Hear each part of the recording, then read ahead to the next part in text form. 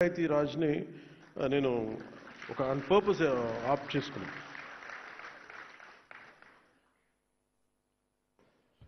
Sasibhushan sir ఆ రోజున పిఎస్గా ఉన్నారు. లాస్ట్ గవర్నమెంట్లో కూడా కొన్ని మార్పులు చేర్పులు ఉంటాయి అని అనుకున్నప్పుడు నేను ప్రత్యేకించి శశిభూషణ్ గారిని కోరుకోవడం జరిగింది. మీరు ఉండాలి, దీంట్లో మీ అనుభవం కావాలి, మళ్ళీ మీరు ఇంకా నేను కొంత మీ గైడెన్స్ కావాలి నాకని మనస్ఫూర్తిగా నేను వారిని కోరటం జరిగింది. ఈ రోజున రిఫార్మ్స్ ఇంత సజావుగా సాగాయంటే ఆయన ఒక బీహార్ లాంటి రాష్ట్రం నుంచి వచ్చి ప్రజల కోసం ఏదైనా చెయ్యాలి అని ఒక తపనతో వచ్చిన అధికారి ఆయన ఒకప్పుడు.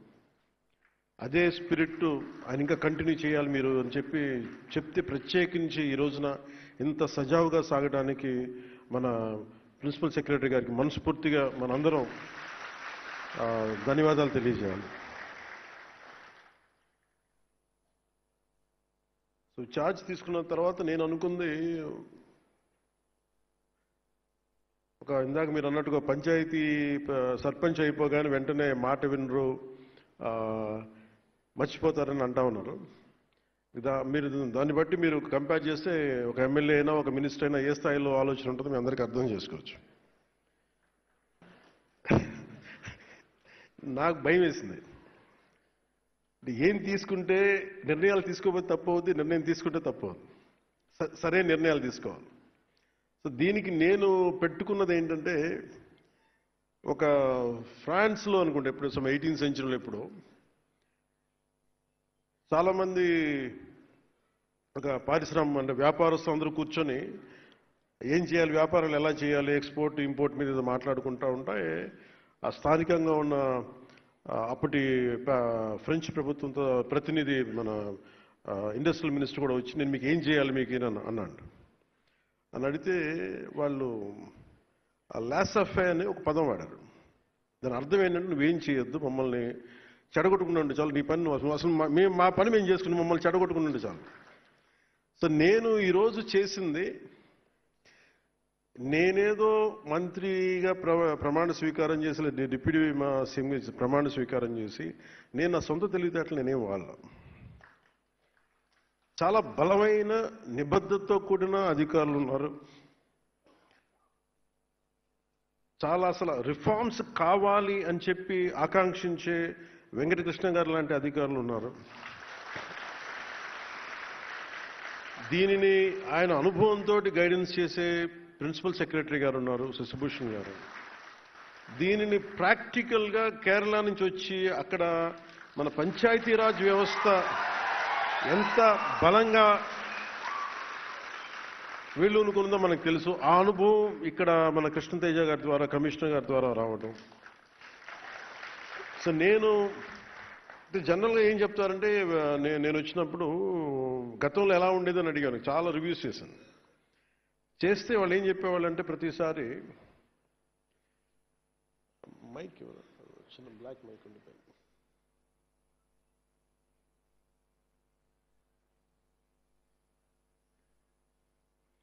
నేను ఏం చేశానంటే ప్రతి దాంట్లో ట్రాన్స్పరెన్సీ లేదండి. ఒకటి రాగానే ఇందాక మీరు అడిగినట్టుగా మనకి ఈ టెంపరీగా కూర్చొని అవుట్సోర్సింగ్ ఎంప్లాయీస్ నా దృష్టికి వచ్చింది, మాకు జీతాలు రావట్లేదని.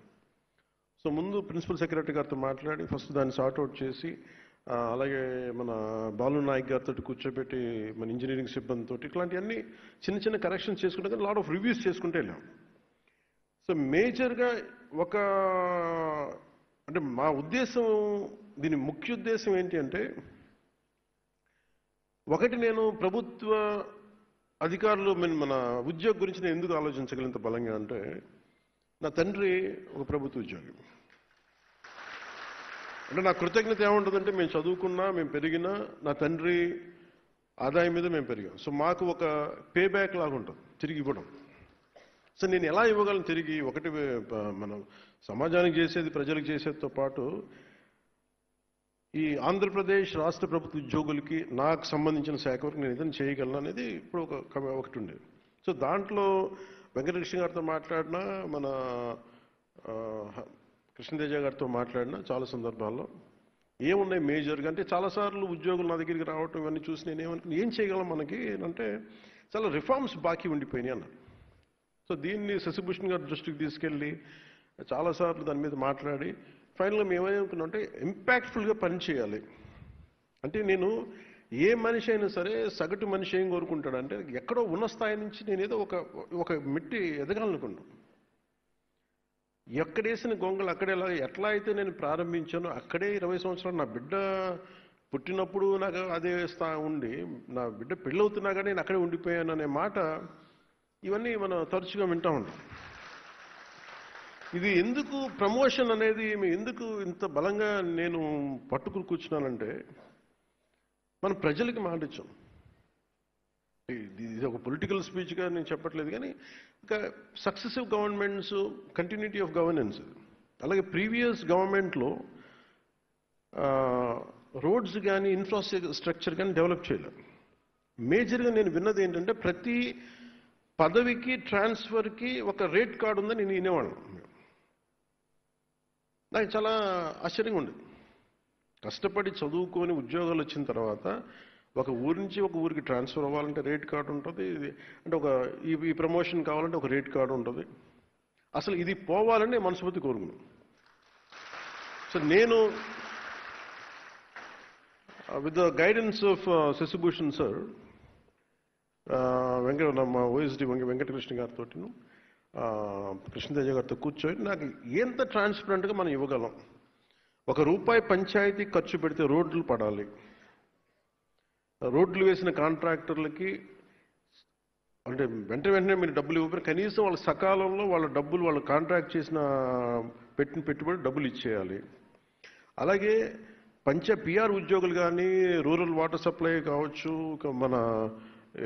మన రోడ్లు వేసే శాఖ కావచ్చు, ఎవరికైనా సరే దాదాపు మన పిఆర్లో అవుట్సోర్సింగ్ దగ్గర నుంచి రెగ్యులర్ ఎంప్లాయీస్ అందరితో కలిపి దాదాపు 1,70,000 మంది దాదాపు అన్ని చూస్తే గ్రామీణాభివృద్ధి విభాగం ఇవి అన్ని లెక్కలు తీసుకుని దాదాపు 2 lakh ఎంప్లాయీస్ ఉంటారు మన దగ్గర అవుట్సోర్సింగ్తో కలుపుకొని. సో దీంట్లో ఎగ్జామ్స్ రాసి వచ్చి వీళ్ళందరికీ మనం పదోన్నతి ఎలా ఇవ్వాలి, ట్రాన్స్పోర్ట్స్ ఎలా ఇవ్వాలి అని కూర్చున్నప్పుడు పాపం దీనికి వెన్నెముకలాగా పనిచేసింది వెంకటకృష్ణ గారు. అంటే మన అదృష్టం ఇంకా ఈ భారతదేశం ఇంకా వ్యవస్థ అంటే మనకున్న ఈ పొలిటికల్ ఇన్వాల్వ్మెంట్కి వీటికి ఇంకా వ్యవస్థలు బలంగా ఉన్నాయంటే వెంకటకృష్ణ గారు లాంటి అధికారులు ఇంకా ఉండటం వల్ల వాళ్ళు ఏం కోరుకోరు.